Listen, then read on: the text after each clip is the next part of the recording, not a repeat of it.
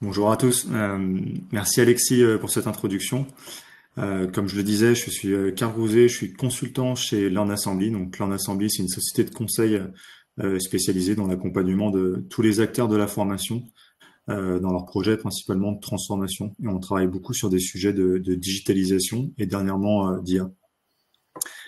Donc tout d'abord, je souhaiterais savoir quelle est un peu votre expérience avec les chatbots? Est-ce que vous avez déjà utilisé des chatbots dans votre quotidien? On voit que la majorité des personnes ont déjà utilisé des chatbots, que ça soit, enfin, on a vu que ces applications sont un peu répandues un peu partout maintenant quand on se retrouve sur des sites, notamment sur le site de votre banque, sur le site de différents sites de services. Est-ce que vous avez maintenant déjà utilisé des chatbots dans une expérience pédagogique ou même vous dans votre expérience de professionnel de la formation?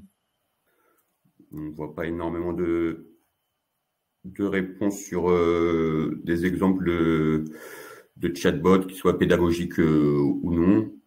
Je sais que, par exemple, dernièrement, j'ai utilisé celui de Orange, fournisseur d'accès. Donc il n'y a pas forcément trop de réponses, bah du coup vous êtes au bon endroit, c'est ce qu'on va voir aujourd'hui.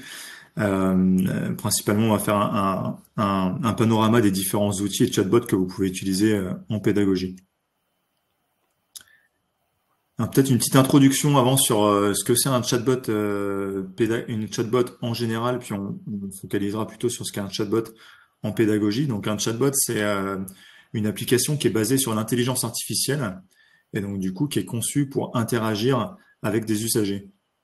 En pédagogie, il est plutôt utilisé comme étant un assistant virtuel pour l'apprenant.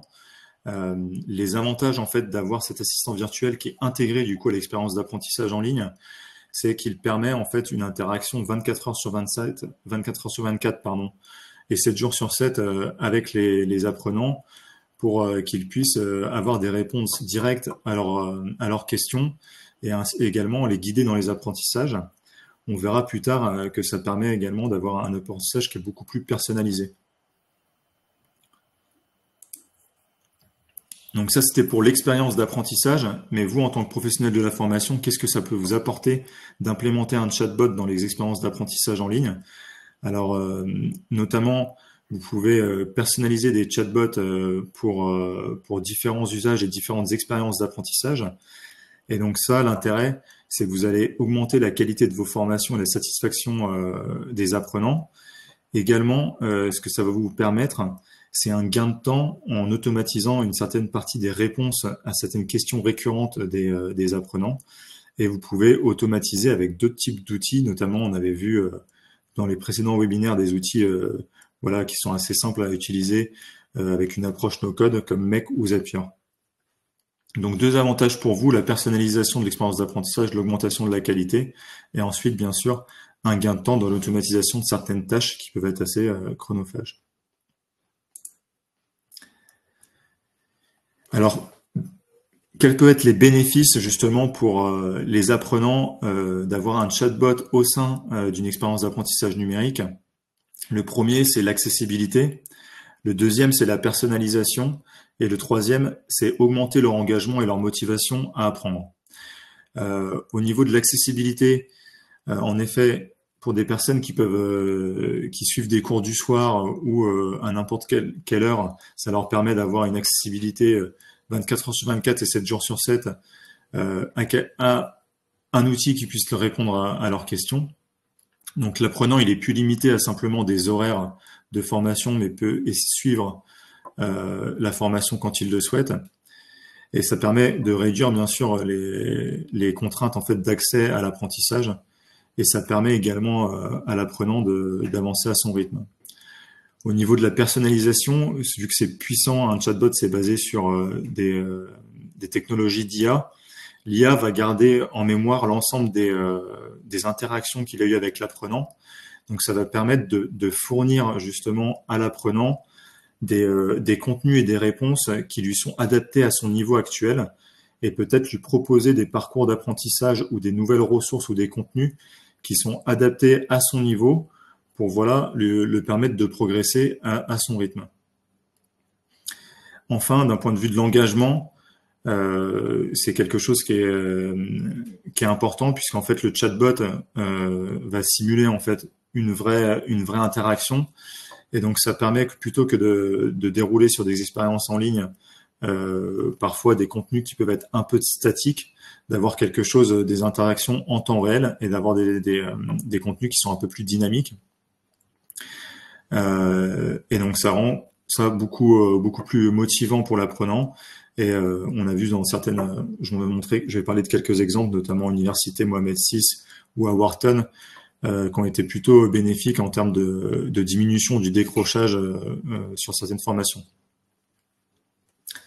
Donc, pour vous donner des exemples concrets d'applications qui ont déjà été réalisées au sein d'universités, par exemple, à l'université Mohamed VI Polytechnique, ils ont intégré dans les expériences d'apprentissage en ligne des chatbots, donc qui permet en fait de réaliser un tutorat adapté pour chacun des apprenants. Ils ont également entraîné des chatbots pour la simulation d'entretien professionnel, et également faire des exercices de révision interactifs, donc plus comme avoir quelque chose, un agent conversationnel. Sur la partie enseignement, par contre, donc là c'est en dehors de l'expérience d'apprentissage, l'IA est utilisée pour aider à la correction de copies. Également, ça aide certains chercheurs dans l'analyse et la rédaction de contenu académique. À l'université de Wharton, par contre, ils ont plutôt utilisé les chatbots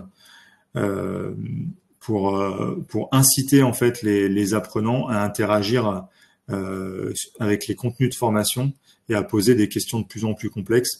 Et l'IA, justement, en fonction des réponses des apprenants, leur posait des questions de précision pour s'assurer que les contenus qui étaient présentés étaient compris de manière beaucoup plus profonde. Enfin, dans quelques autres universités américaines, notamment Arizona State, ils ont utilisé l'IA plutôt pour aider les apprenants sur des questions, des problématiques rédactionnelles. Donc, ils ont entraîné des IA, des chatbots pour aider les apprenants sur la rédaction de CV, la recherche d'emploi. Et ils intègrent également l'IA sur des tâches, autres types de tâches, mais qui sont en dehors de l'apprentissage, sur des tâches administratives et pédagogiques. Les personnes qui n'avaient pas utilisé du coup d'outils de chatbot dernièrement, comment concrètement est-ce qu'on implémente un outil de chatbot dans une expérience digitale? Alors pour ça, on a différents outils qui sont à notre disposition. On a bien sûr le premier logo que vous connaissez tous, qui c'est ChatGPT et ChatGPT 4o. Il faut avoir la dernière version pour pouvoir paramétrer un chatbot, et on le verra plus tard avec Clément comment faire ça, et peut-être faire une petite démonstration. On a Microsoft Copilot pour ceux qui utilisent la suite Microsoft 365 et peut-être Teams for Education, avec la possibilité en fait d'intégrer maintenant des bots basés sur Microsoft Copilot au sein de Teams for Education. Il y a notre champion européen Mistral que je vous invite également à aller voir.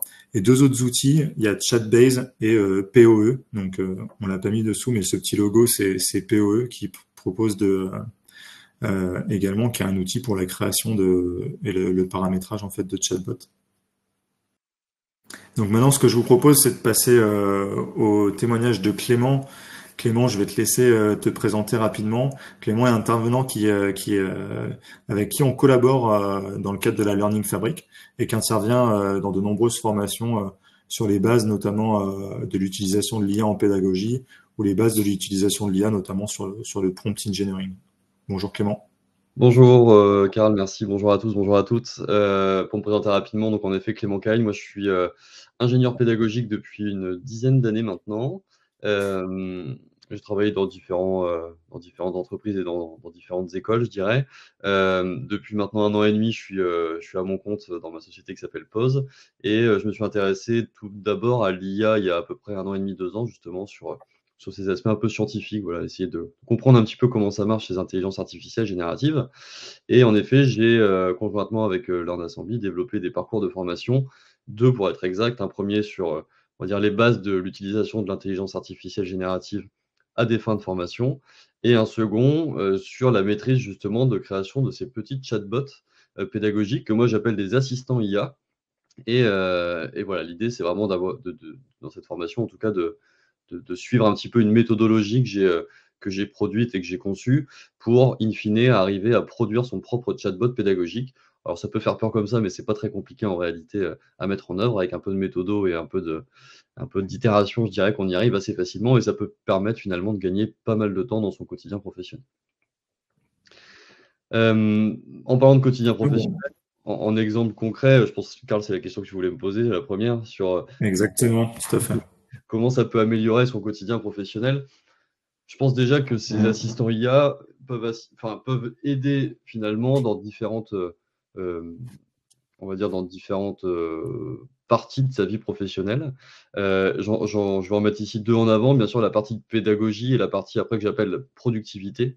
La partie pédagogie, c'est bien sûr relatif à nos métiers, d'ingénieur pédagogique, de formateur ou de concepteur. C'est finalement comment on va pouvoir créer des chatbots qui vont nous accompagner dans la réalisation de certaines tâches. Alors, en exemple très concret, et je pense qu'après, je vous montrerai cet exemple et je vous montrerai aussi un peu le cœur de la machine pour vous montrer comment ça a été conçu, ce petit chatbot. Moi, j'en utilise un très régulièrement qui m'aide dans la rédaction d'objectifs pédagogiques. Donc, ce n'est pas forcément un chatbot qui accompagne les apprenants. Ça, c'est un petit peu le premier cas d'usage que tu as présenté, Karl, pour le coup. Là, c'est vraiment plutôt un chatbot qui va être à destination des concepteurs, des ingénieurs pédagogiques qui sont dans la phase de conception de la formation et qui veulent rédiger des objectifs pédagogiques. L'idée là, ça a été en fait, si vous voulez, d'informatiser, on va dire, de digitaliser le processus d'écriture d'un objectif pédagogique pour être accompagné par un petit assistant et s'assurer finalement que son objectif est bien écrit. Peut-être il vient utiliser le bon niveau d'une taxonomie que moi j'utilise pour rédiger mes objectifs, qui est la taxonomie de Bloom, que les systèmes d'évaluation sont pertinents par rapport à l'objectif qui a été écrit. Donc voilà, c'est vraiment, vous voyez, c'est un espèce d'assistant IA qui est très centré, monocentré, on peut dire. Il est spécialisé en tout cas sur une micro-tâche. Et là, en l'occurrence, la tâche, c'est l'écriture d'un objectif pédagogique. Côté productivité, parce que je fais le parallèle entre les deux, il y a aussi il y a d'autres robots et d'autres assistants IA qui peuvent vous aider. Moi, par exemple, j'ai conçu des assistants IA qui m'aident au quotidien à faire ma veille. Alors, en soi, ce n'est pas eux qui vont regarder tout Internet et me proposer et me ressortir, on va dire, les articles ou les tweets ou les choses que je peux croiser sur les réseaux sociaux qui sont pertinents. Ça, c'est encore moi qui le fais. Je mets encore un peu d'intelligence humaine là-dedans. Mais par contre, j'ai développé un petit assistant IA qui, lui, va analyser en fait les articles, les liens que je lui fournis pour m'en faire déjà un premier résumé et voilà, me faciliter, je dirais, le travail, me faire gagner un peu de temps là-dessus. Ça me permet d'avoir un premier découpage, je dirais, grosse maille de l'article que j'ai trouvé. C'est aussi très pratique pour des articles qui sont, par exemple, dans des langues étrangères, parce que ça va me faire la traduction en temps réel et après m'en faire un premier résumé et je vais pouvoir décider si je vais plus loin ou non sur justement cet article. Mais voilà, en tout cas, typiquement, c'est un exemple au quotidien d'assistant IA que moi j'utilise pour gagner en temps et gagner en productivité. Je vois qu'il y a des questions qui apparaissent. Alors Christelle, l'assistant IA que j'utilise moi pour rédiger les objectifs pédagogiques, mes assistants IA, je les développe tous sur ChatGPT. Je vous montrerai un petit peu après le cœur de la machine. En fait, j'utilise donc la fonction des GPTs pour celles et ceux qui connaissent. Alors en version gratuite, vous avez la possibilité d'utiliser les GPTs qui ont été faits par d'autres. En version payante, donc avec l'abonnement GPT+, vous avez l'opportunité de créer vos propres GPTs. Donc moi, j'ai l'abonnement payant. Il y a des systèmes gratuits aujourd'hui qui permettent de faire la même chose. Le dernier outil que vous a présenté Karl juste avant, qui s'appelle POE, P-O-E, vous permet globalement de faire à peu près la même chose, mais de manière entièrement gratuite. Donc je vous encourage peut-être au début à vous faire la main sur des outils comme cela pour toucher du doigt la puissance que ça peut avoir justement. Et voilà, et voir que finalement, d'une part, c'est pas si compliqué, et d'autre part, ça peut grandement vous aider. Alors peut-être Clément, pour poursuivre, on va passer sur la question 2, puisque je pense que tu vas passer ça quand tu vas nous montrer un peu la démo sur comment sont les étapes pour créer un chatbot pédagogique. Mais quels sont les défis un peu que tu rencontres lors de la conception ou l'utilisation de chatbots pédagogiques et comment est-ce que tu les as surmontés? Ouais. Bon, les deux questions, la question 2 et la question 3, elles sont un peu, elles vont ensemble, donc je vais répondre les deux en même temps. Et puis bien sûr, je vous montrerai Super. maintenant des étapes nécessaires. Mais au début, quand je me suis lancé dans la création des assistants IA, je pense que ça remonte à il y a plus d'un an maintenant, quand les GPT se sont apparus en fait sur ChatGPT. Donc cette fonctionnalité est apparue et puis tout le monde a voulu tester un petit peu et puis bah, j'ai fait comme tout le monde, hein. J'y suis allé un peu de but en blanc en me disant bon bah voilà, ça va pas être bien compliqué, il y a une partie avec de la configuration, je vais écrire un prompt qui décrit globalement le processus que j'aimerais bien faire finalement à mon assistant IA et puis ça va le faire. Bon, dans la réalité, mon premier assistant IA, j'ai passé, je pense, plus d'1 jour et demi à le mettre en œuvre et à surtout faire en sorte qu'il réponde correctement, et qu'il suive le processus que j'avais en tête. Pourquoi? Bah, parce que j'avais pas forcément finalement de méthode ou de process et donc bah, j'y suis allé de manière très itérative. C'est-à-dire que j'ai commencé à écrire un prompt, j'ai testé: «Ah ça marche pas, je vais corriger mon prompt» et j'ai fait beaucoup comme ça de ping-pong, d'aller-retour finalement entre la partie de configuration de mon assistant et la partie test. Et alors aujourd'hui concrètement, si je devais, vous donner un conseil, évitez de faire ça. Commencez en fait évitez de vous lancer, je dirais, de but en blanc sur l'outil et essayez plutôt de prendre le temps de la réflexion en amont sur, un bon vieux papier avec un stylo ou sur, un ordinateur, sur un logiciel de traitement de texte ou ce que vous voulez. Mais en tout cas, essayez de réfléchir à ce que vous voulez réellement faire avec ce chatbot, avec cet assistant IA, avec ce chatbot. Comment il va aider l'utilisateur? Quelles étapes ou quel processus il va, enfin, via quel processus il va accompagner les utilisateurs de ce robot? Quels documents éventuellement vous allez lui donner pour que, bah, il s'appuie sur ces documents et qu'il puisse documenter un petit peu mieux justement, l'utilisateur, pour qu'il ait aussi des process en tête. Alors, il a rien en tête, hein, c'est une IA, mais en tout cas qu'il ait ces documents en réserve et qu'il puisse s'appuyer dessus au besoin pour aller chercher de la connaissance. Donc, le gros défi que moi j'ai rencontré dans la conception au départ, c'était ça. C'était vraiment de ne pas avoir réellement de méthodologie, d'y aller un petit peu de but en blanc et puis après de me dire bon, bah allez, on fait ping-pong, on itère, on améliore le truc. Alors que bon, au final, je pense qu'aujourd'hui, si c'était à refaire, et d'ailleurs, c'est ce que je fais maintenant dès que je produis un chatbot. Alors, je vous rassure, hein, maintenant, je ne mets plus 1 jour et demi ou 2 jours à produire ces assistants IA. Je mets beaucoup moins de temps. Pourquoi? Bah, parce que j'ai justement essayé d'une certaine manière, de méthodologiser la création de ces assistants.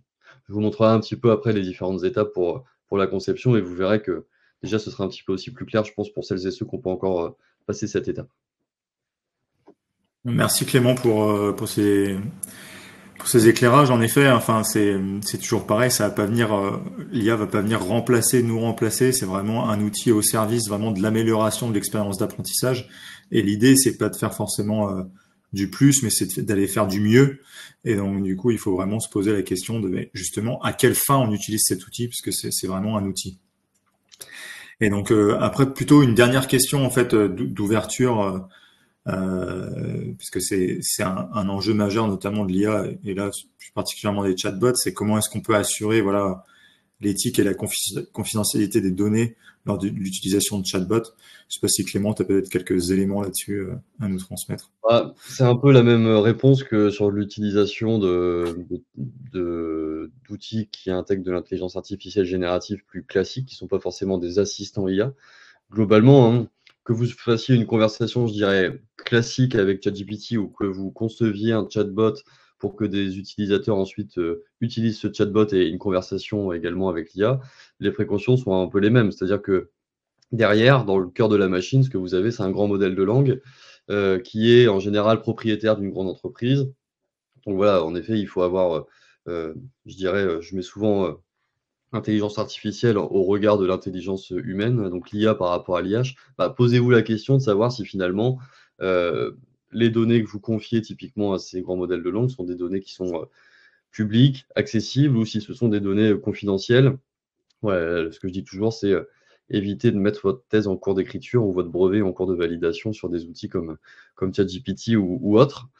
Encore plus sur des outils, je dirais, américains, puisqu'il y a des contraintes liées, bien sûr, au pays et aux endroits où sont stockées les données, finalement. Donc voilà, c'est vraiment des questions après de bon sens et de se poser et de réfléchir à tout ça. Merci beaucoup Clément. Est-ce qu'on a des questions dans le chat? Je crois qu'on n'a pas de nouvelles questions. On a, on a en effet une question de Jean-Pierre qui s'interroge sur la mise en place, l'usage d'un chatbot pour l'apprentissage dans un CFA. Est-ce que dans le cadre donc d'un CFA et de formation en apprentissage, est-ce que vous avez peut-être des témoignages à nous partager ou des exemples? Bah, je pense que ce soit dans une formation en CFA avec des apprentis ou dans une formation plus classique ou quoi, je pense que l'étape 1, c'est d'essayer d'identifier les endroits où potentiellement, comme le disait Karl, ces assistants vont vous permettre de faire mieux. Heu, donc peu importe finalement, la finalité ou c'est pas vraiment une modalité, mais en tout cas la façon dont sont dispensées, les formations, je pense qu'à différents endroits de la chaîne, vous allez pouvoir, mettre en place des petits assistants IA qui vont vous aider sur des micro-tâches. Typiquement, j'ai aidé il y a pas très longtemps, un organisme de formation que j'accompagne dans la digitalisation de sa formation. Heu, on a créé 2 assistants IA, un qui est typique, pédagogique, qui sert finalement à tous les formateurs de l'organisme de formation à créer des déroulés pédagogiques. Donc c'est intéressant parce que là, finalement, tous les utilisateurs qui sont les formateurs de l'organisme de formation, ils utilisent ce petit assistant IA et les bonnes pratiques qui sont renseignées à l'intérieur de l'assistant, bah, c'est les bonnes pratiques qui sont partagées avec tous ceux qui l'utilisent. Donc, s'il y a un moment, il y a un message qui pop en disant: «Attention, tu as fait 1h30 de magistral, là, ça commence à faire beaucoup». Alors, je vous conseille même de faire beaucoup moins qu'1h30, mais c'était pour l'exemple. Bah, finalement, ce conseil, il va être donné à tout le monde. S'il y a certaines activités pédagogiques qui sont à mettre en avant parce qu'elles ont plus d'intérêt pour tel type d'apprenant, et ben c'est pareil, c'est quelque chose qu'on va pouvoir renseigner dans le cœur de l'assistant et donc on va pouvoir ensuite transmettre l'information un peu partout. Sur le côté productivité, on avait aussi fait un chatbot avec eux qui était beaucoup plus on va dire un assistant qui finalement aide les tuteurs d'apprentis. Globalement, les apprentis vont de temps en temps en entreprise et de temps en temps, il y a des réunions tripartites entre le tuteur côté CFA, l'apprenti et le tuteur côté entreprise. Et donc, ce qui se passait en général, enfin avant, je dirais, c'est que les tuteurs qui allaient voir leur apprenti en entreprise, ils prenaient des notes au format papier. Et puis, quand ils revenaient au bureau, ils recopiaient toutes les notes sur bah, tiens, telle action a été réalisée, tel comportement a été vu, etc. Et donc, il fallait faire rentrer tout ça dans un bilan qui était toujours le même, hein. C'était un cadre de bilan voilà, classique. Et ben, on a créé un petit assistant IA qui visait enfin, qui en tout cas permettait aux personnes qui allaient sur le terrain voir leurs apprentis de tout simplement prendre en photo la note papier qui avait été faite, note manuscrite, et retranscrire tout ce manuscrit en format informatique et recaler finalement chacune des notes qui a été écrite dans la bonne partie du bilan. Donc il y avait un espèce de gain de productivité énorme parce qu'au lieu de prendre son format papier, recopier, se souvenir de ce qu'on a écrit parce qu'on a mal écrit, on était sur le terrain, remettre tout dans les bonnes cases et puis envoyer un email, bah, on a finalement digitalisé d'une certaine manière grâce à ces assistants toute cette phase-là. Et donc, ça a permis de gagner à chaque fois presque 1h30. Donc, multiplié par le nombre d'apprentis, multiplié par le nombre de formateurs, ça commençait à faire beaucoup d'heures de gagne. Donc, voilà, pour vous donner 2 exemples. Mais le point d'orgue, hein, avant de se lancer dans la conception de ces assistants, ça a été de réfléchir finalement à où est-ce que ces assistants peuvent avoir de la valeur, où est-ce que ça va être pertinent de mettre ces assistants IA. Mais finalement, c'est un peu ce que vous devez faire à chaque fois que vous utilisez des outils qui embarquent de l'IA générative, à mon sens en tout cas. Merci Clément. Une rapide conclusion avant de passer à la démonstration par Clément de concrètement comment est-ce que on peut créer un chatbot. Donc, comme on l'a dit, ça permet d'automatiser certaines tâches, mais aussi donc là à côté, c'était des tâches administratives dans un CFA pour Clément, mais ça peut également être intégré directement dans l'environnement d'apprentissage pour pouvoir améliorer l'expérience d'apprentissage des apprenants. Ça permet de libérer du temps aux formateurs pour qu'ils puissent travailler sur d'autres types de tâches à plus haute valeur ajoutée. Et donc du coup, ce qu'on souhaitait mettre l'accent sur, c'était que ça va pas remplacer en fait les tâches, mais ça permet de remplacer les formateurs, pardon, mais ça permet de renforcer l'apprentissage des apprenants ou justement de faire gagner du temps pour se concentrer sur sur des tâches à plus haute valeur ajoutée. Et donc du coup, leur utilisation in fine doit servir à une double ambition, c'est améliorer l'expérience apprenante et maximiser l'impact pédagogique. Donc, ce que je vous propose. En tout cas, j'ai beaucoup parlé sur les exemples moi, de comment ça pouvait aider le formateur, ou le concepteur ou l'ingénieur pédagogique. Et bon, voilà, je pense que c'est bien, hein, mais c'est vrai que je te rejoins, Karl. Il faut également, je pense, penser à l'expérience apprenante, et ces assistants IA peuvent être une superbe activité, voire même une superbe modalité à intégrer dans des déroulés pédagogiques, leur faire concevoir typiquement des assistants IA. Moi, j'ai un collègue qui a fait ça. C'est aussi se poser et devoir réfléchir à une problématique, à un processus pour ensuite le transformer en assistant. Je trouve ça particulièrement intéressant. Et également sur améliorer l'expérience apprenante, je vous conseille de regarder, si vous ne l'avez pas déjà vu, une vidéo de Salman Khan sur justement l'intégration de ces petits assistants dans des plateformes de formation et sur comment ces petits assistants, ils accompagnent des apprenants qui, typiquement, se posent des questions. Et donc, ça joue un peu le rôle de tuteur. Comme tu le disais, Karl, un tuteur qui est dispo 24 heures sur 24, 7 jours sur 7, et un tuteur qu'on peut paramétrer. Et là, en l'occurrence, dans cette vidéo, il est paramétré pour ne pas donner la bonne réponse à l'apprenant qui pose la question. Donc, si l'apprenant pose la question 2 plus 2, ça fait combien? Le chatbot, il n'est pas là pour dire ça fait 4. Il est là pour représenter les concepts d'addition de manière didactique, relancer l'apprenant sur telle partie du cours parce que l'addition, ça a été vu dans tel cours, etc. etc. Donc, c'est vraiment intéressant aussi, en effet, sur cet aspect expérience apprenante. Donc maintenant, rapidement, comment est-ce qu'on a pris l'exemple de comment créer un chatbot avec ChatGPT, donc ChatGPT 4o. Simplement pour vous montrer l'aspect technique en fait de création du chatbot, c'est plutôt simple. Ce qui, comme l'avait évoqué Clément, ce qui est plus compliqué, c'est se dire, ok, concrètement, qu'est-ce que je veux créer et qu'est-ce que je veux que mon chatbot fasse. Donc, je vous passe rapidement en fait le processus sur ChatGPT 4o. En fait, sur ChatGPT 4o, vous allez avoir un écran d'accueil qui se présente comme ceci. Et on ne le voit pas très bien ici, mais en haut, à gauche de votre écran, vous allez avoir ce qu'on appelle un petit icône qui s'appelle Explore GPTs, donc GPT. Ce qu'ils appellent les GPT dans ChatGPT, ce sont justement des IA qui ont été paramétrés sur des contenus spécifiques afin de répondre à des questions, voilà, sur des sujets spécifiques. Et donc les étapes sont plutôt simples, c'est d'abord créer son GPT en donnant les éléments clés. Donc il faut créer un prompt, créer des instructions déjà que le robot va suivre. Ensuite, il faut dans une seconde étape configurer le robot, donc lui donner un nom, une image, lui donner peut-être des documents sur lesquels il va baser ses réponses. Donc c'est ce dont évoquait Clément. Ensuite, vous allez devoir personnaliser votre chatbot. Donc, en interagissant un peu avec lui et voir comment est-ce que vous voulez qu'il réponde à certains types de questions. Et tout simplement, l'étape 4, c'est enregistrer le robot. Et vous pouvez choisir soit l'option de l'utiliser en local dans des expériences d'apprentissage qui sont propres à votre organisme de formation, ou également, vous pouvez mettre à disposition le chatbot que vous avez paramétré à la communauté d'utilisateurs de ChatGPT. Donc notamment vous verrez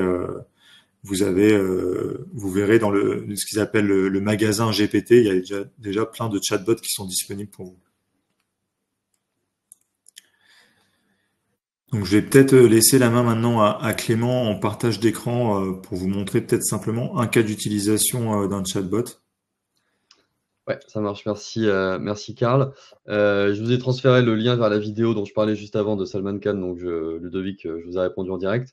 Jean-Pierre, sur la question exclusivement pour la version payante, la conception d'assistant IA sur ChatGPT, c'est uniquement pour la version payante en effet. L'usage, l'utilisation en tant que telle, avec un compte gratuit, ça fonctionne. Je vous partagerai, si vous voulez, par exemple, le chatbot que je vais vous montrer juste après, qui assiste la rédaction d'objectifs pédagogiques. Donc ce que je vais faire, c'est que je vais partager mon écran. Hop. Normalement, vous devriez le voir si tout se passe bien. Ouais, ça doit aller, ok. Donc ici, je suis sur l'interface classique de ChatGPT. Je vais vous remontrer un petit peu en direct comment on accède à ces assistants IA. Les assistants IA, comme l'a dit Karl, ici, vous voyez, vous avez un petit bouton Explorer les GPT tout en bas à gauche. Donc vous allez cliquer sur Explorer les GPT. Vous allez avoir toutes les GPT qui sont mis à disposition des utilisateurs de manière gratuite et que vous allez pouvoir utiliser. Donc ici, vous en avez plein qui sont listés. Il y en a qui sont super, je vous conseille. Typiquement, si vous faites de la recherche scientifique, Consensus, c'est absolument génial. Et voilà, vous allez en trouver plein. Vous allez même pouvoir chercher dans un store ici avec des demandes un petit peu spécifiques. Et ici, vous allez pouvoir cliquer sur Mes GPT. Mes GPT, comme son nom l'indique, c'est finalement votre bibliothèque de GPT. Donc, vous voyez que moi, j'en ai quelques-uns. Ça, c'est tous les GPT que j'ai créés. Alors, je ne vais pas tous vous les montrer parce que là, je pense que sinon, on va y passer l'après-midi. Ça va être un petit peu long. Mais je vais vous en montrer quelques-uns et je vais commencer typiquement par ce GPT là, qui s'appelle donc le rédacteur d'objectifs pédagogiques. Si vous voulez, je vous partagerai le lien. Vous pourrez l'utiliser. Il est ouvert, il est disponible à tous. Alors, les fonctionnalités de partage de ces GPTs, c'est vous qui les réglez. Moi, j'ai décidé de le laisser disponible pour tout le monde. Donc, tout le monde, entre guillemets, peut l'utiliser. En tout cas, toutes les personnes qui ont un compte ChatGPT, pas payant, même gratuit, ça fonctionne. Et là, vous allez voir, on va commencer une discussion avec cet assistant. Donc, je lui dis, voilà, on démarre. Il y a un petit bouton au milieu pour démarrer la discussion. On démarre. Et puis, vous allez voir, je vais être accompagné dans la rédaction ici. Je vais avoir, voilà, sélectionne un niveau de la taxonomie de Bloom. Alors, je vais lui dire, par exemple, je vais rédiger un verbe de niveau 2. À partir de ça, il va me dresser une liste de verbes d'action qui correspondent au niveau 2 de la taxonomie de Bloom. Donc, pour celles et ceux qui ne savent pas forcément, la taxonomie de Bloom, c'est une taxonomie qu'on utilise pour sélectionner des verbes d'action et rédiger des objectifs pédagogiques en fonction d'un niveau. Voilà, niveau 1, c'est les niveaux les plus bas. En général, on est sur de la connaissance. Et niveau 6, on est tout en haut de la pyramide. On est sur des niveaux d'évaluation, de création. Donc, plus on monte, plus c'est complexe. Et dans chaque niveau, vous allez retrouver des verbes d'action qui sont des verbes intéressants à utiliser pour rédiger des objectifs pédagogiques, puisque ces verbes d'action, ils sont en général, ils sont facilement mesurables. Alors, ça dépend de ce que vous mettez derrière, bien entendu, mais en général, c'est plus simple d'utiliser des verbes comme cela pour définir des objectifs pédagogiques plutôt que d'utiliser des verbes qui ne sont pas des verbes d'action comme connaître, comprendre ou savoir. Donc là, par exemple, voilà, j'ai sélectionné le niveau 2. Il est allé chercher dans sa base de documents la liste des verbes qui correspondent au niveau 2. Je vous montrerai après le cœur de la machine, vous allez voir, vous allez tout comprendre. Donc là, je vais prendre par exemple, je vais prendre ici, je sais pas, on va prendre expliquer par exemple. Je vais expliquer le principe de fonctionnement d'un moteur à 4 temps. Donc j'ai sélectionné un verbe et puis j'ai suivi ce qu'il m'a demandé. Sélectionne un verbe et que souhaites-tu que l'apprenant soit capable de verbe choisi, donc d'expliquer à la fin de la formation. Donc je veux qu'il soit capable d'expliquer le principe de fonctionnement d'un moteur à 4 temps. J'envoie ma réponse, il va analyser tout ça et puis il va me dire, bon super, maintenant, quelle activité, quel comportement observable, par quel comportement observable finalement tu souhaiterais qu'il soit capable d'expliquer le principe de fonctionnement d'un moteur à 4 temps. Je vais lui mettre par exemple en dessinant un diagramme pression-température. Voilà, et il me génère ici mon objectif. À la fin de la formation, l'apprenant sera capable d'expliquer le principe de fonctionnement d'un moteur à 4 temps en dessinant un diagramme pression-température. Il me propose 3 évaluations possibles. Alors, il me propose des évaluations qui sont en lien avec les niveaux de taxonomie que j'ai choisis. Si je lui demande un niveau 1, de la connaissance ou de la compréhension, a priori, il ne va pas me demander de faire des choses trop complexes. On va plutôt rester sur des évaluations assez simples, type quiz ou ce genre de choses. Si on monte en niveau, bien sûr, on va être sur des évaluations qui sont un peu plus complexes. Donc là, par exemple, je vais lui mettre voilà, réalisation d'un exercice pratique. Donc je lui donne juste le numéro, un numéro 1. Et il va me rédiger, voilà, il va me rédiger tout ça ici. À la fin de la formation, l'apprenant sera capable d'expliquer le principe de fonctionnement. Il m'a mis l'évaluation entre parenthèses. Et après, il m'a fait une évaluation de l'objectif pédagogique. Donc ça, encore une fois, c'est moi qui l'ai paramétré comme tel, en disant, voilà, ça a bien été initialisé. Il y a bien la phrase « à la fin de la formation, l'apprenant sera capable de ». Le choix du verbe, c'est un verbe d'action. Les conditions ont bien été explicitées et l'évaluation a bien été explicitée également. Donc j'ai obtenu, hurrah, la note de 10 sur 10. Donc ça, vous voyez, c'est l'interface utilisateur. Donc c'est un assistant qui accompagne ce fameux utilisateur dans la rédaction d'une micro-tâche, ici en l'occurrence la rédaction d'un objectif pédagogique. Maintenant, je vais vous montrer un petit peu le cœur de la machine.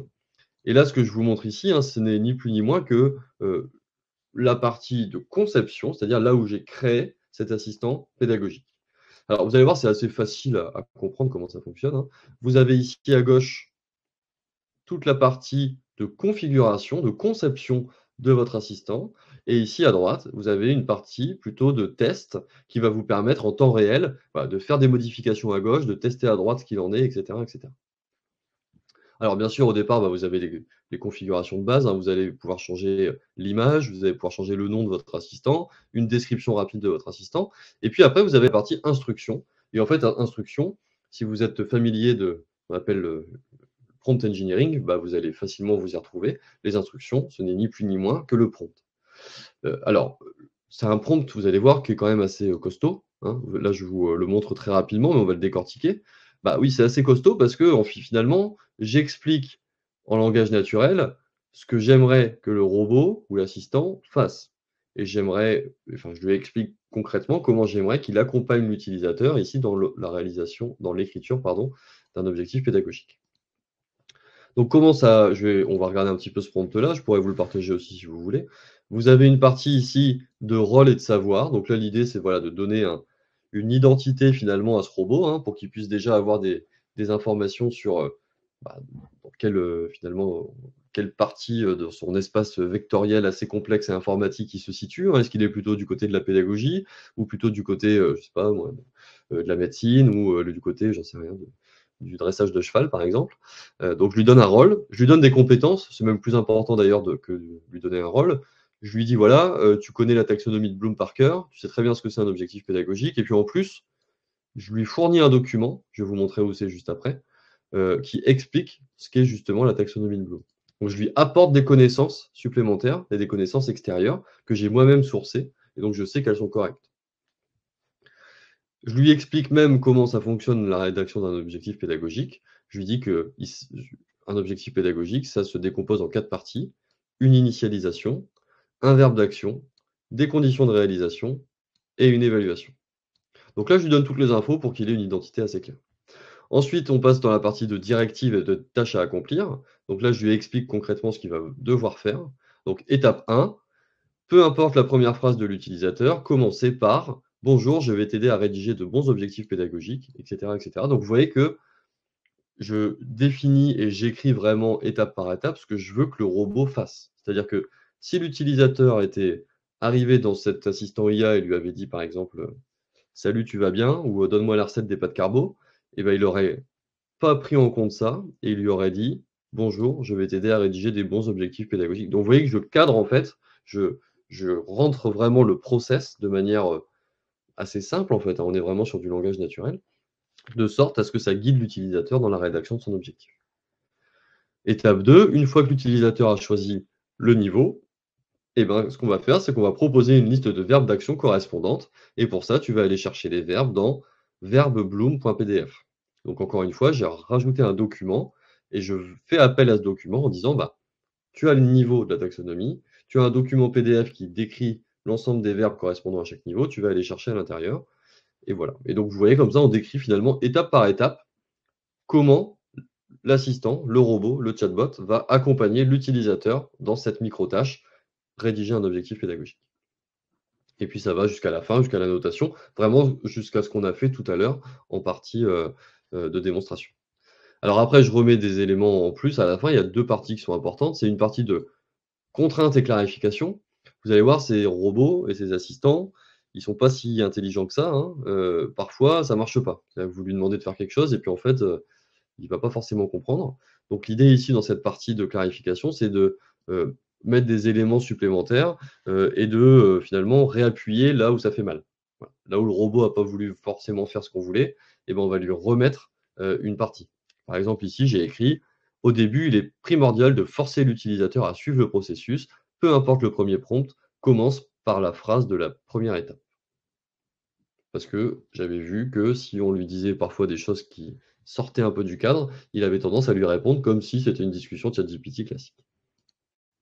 Et les points supplémentaires, c'est des points en plus qui n'ont pas forcément de lien, je dirais, avec la pédagogie entre guillemets du chatbot. Là, c'est plutôt des questions, des phrases à mettre qui vont empêcher, je dirais, l'utilisateur, par exemple, de récupérer toute cette partie d'instruction ici que vous voyez à l'écran. Donc, si vous lui demandez de vous fournir ces instructions à mon robot, a priori, il ne le fera pas. Une fois qu'on a fait ça, on a la partie ici à droite dans laquelle on va pouvoir tester. On va pouvoir le faire en réel, pouvoir aller poser des questions et pouvoir tester son robot. Et si ça ne va pas, on revient ici dans la partie instruction et on revient modifier son prompt. Vous voyez que c'est un processus qui est très itératif, Mais bien sûr, plus vous avez pensé en amont ce que vous devez intégrer dans le robot, et dans ce petit GPT, plus ce sera simple pour vous de décrire le processus. Donc c'est pour ça que c'est important, avant de se lancer de manière très pragmatique sur l'ordinateur, de déjà réfléchir, se poser et penser à la conception de ce petit robot pour faire quelque chose. Je vous ai parlé des documents. Les documents, vous pouvez les rajouter ici, dans la base de connaissances. Vous vous souvenez tout à l'heure, hein, je vous ai dit, j'ai rajouté un document qui va permettre au robot d'avoir des connaissances importantes sur Bloom. Et pour ça, il va chercher dans le document qui s'appelle bloom.pdf. C'est le document que j'ai rajouté ici. Et vous avez aussi la liste des verbes d'action pour chaque niveau de la taxonomie. Et c'est le document que vous voyez ici. Et donc, dans mon prompt, vous voyez qu'à certains moments, je fais appel à ces documents. Je dis « va chercher ce document » ou « va chercher les verbes dans ce document ».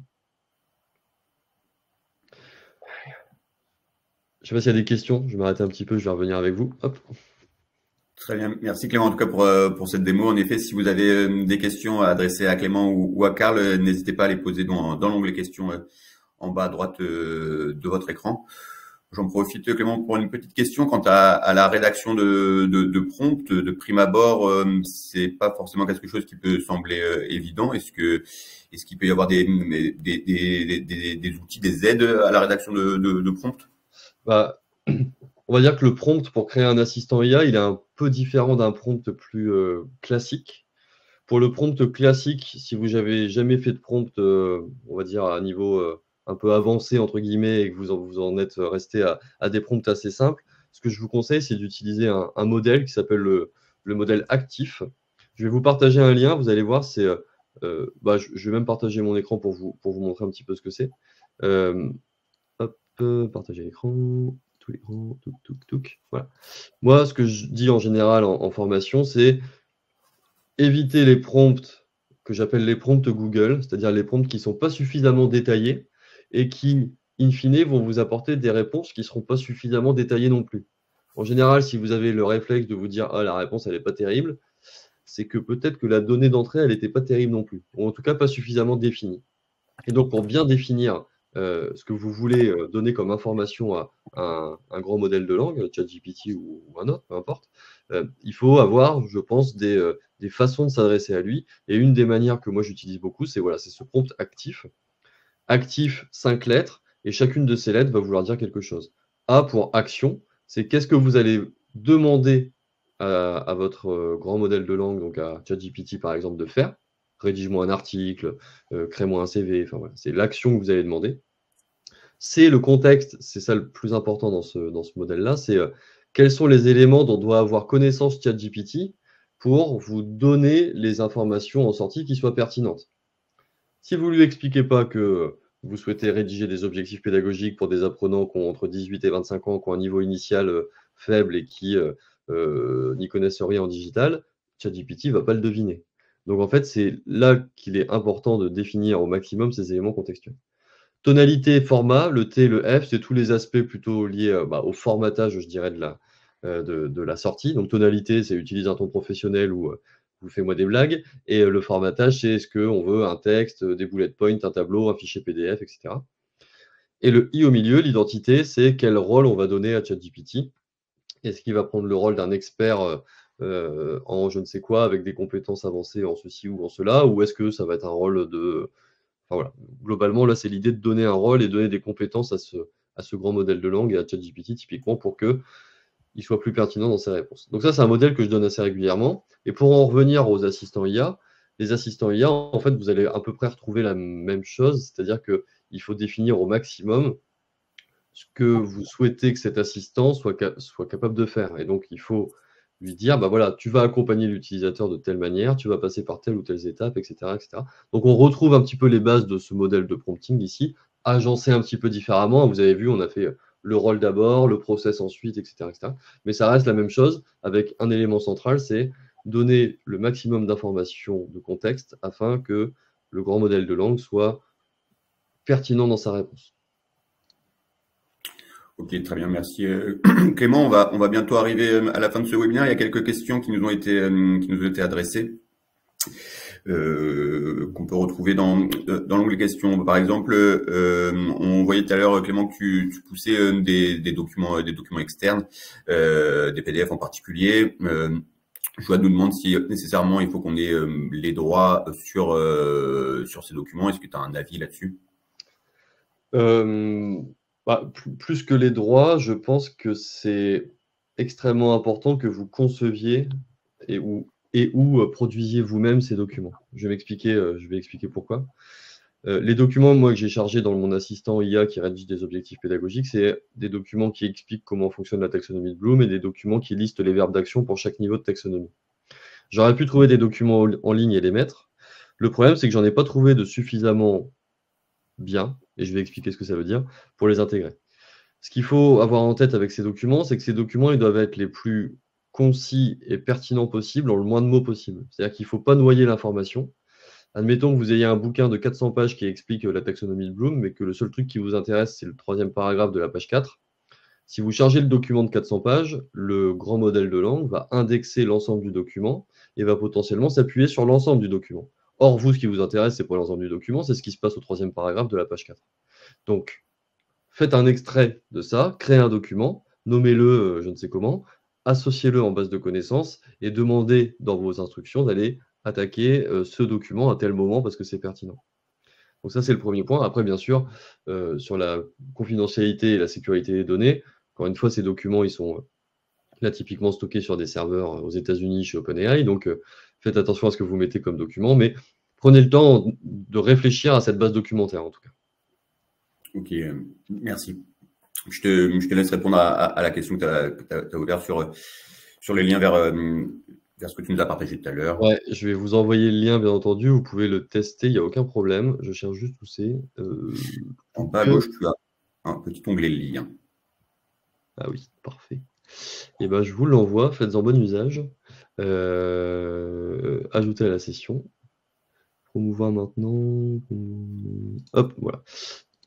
Alors, GPT objectif pédagogique.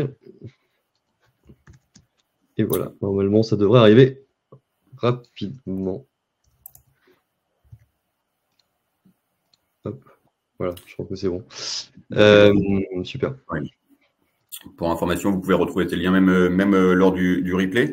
Peut-être que avant de nous quitter, il y a peut-être une toute dernière question qui est plutôt pratico-pratique. Est-ce qu'on peut intégrer un chatbot directement dans un LMS, un Learning Management System, sur un outil Internet? Pour répondre juste rapidement avant à la question de Joanne qui est juste en dessous, dans le cas de cours pour les étudiants qui souhaitent uploader des cours pour s'en servir comme base, là, je vous conseille peut-être soit de vous créer l'assistant IA et ensuite que les utilisateurs puissent mettre leurs documents et donc que votre assistant il soit paramétré pour faire quelque chose. Et par exemple, faire quelque chose, c'est aller chercher des infos, créer des quiz, j'en sais rien. Mais en tout cas, vous paramétrez cet assistant pour faire quelque chose. Et bien sûr, là, quand j'ai utilisé le rédacteur d'objectifs, j'écrivais du texte, mais j'aurais pu joindre des documents. Voilà. Sur le cas de l'inclusion, ouais, de mettre en tout cas ces GPTs à disposition sur des systèmes externes, vous pouvez le faire. La vidéo de Salman Khan, vous allez voir, c'est l'intégration d'un assistant IA dans un Moodle. Bon, là, c'est du développement spécifique, c'est peut-être un peu compliqué, mais sachez qu'il existe des solutions assez simples d'intégration, que ce soit pour des GPTs, où il y a d'autres outils même qui sont encore plus simples d'utilisation, comme Chatbase, tout à l'heure, Karl en a parlé, qui permettent de très facilement créer des petites surcouches, je dirais, qui vont s'intégrer par-dessus un site internet typiquement.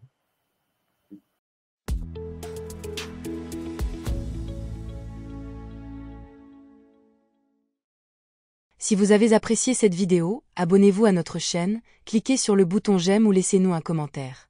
Et pour ne rien manquer des actualités du C2RP, suivez-nous sur LinkedIn.